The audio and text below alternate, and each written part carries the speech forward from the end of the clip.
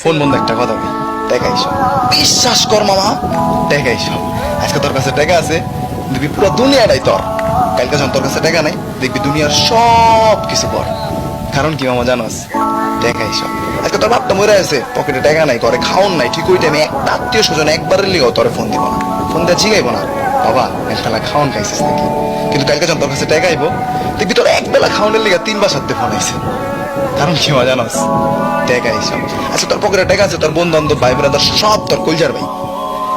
কালকে যখন তোর কাছে টাকা নাই, দেখবি সব হুসাই। ওরা কি করবে জানোস, যে যার মতো জীবন গুছাই। কারণ কি মজা জানোস, এই একটাই, টাকা এইসব। তোর কাছে আজকে টাকা আছে, তুই পুরা দুনিয়াটা কিনবি।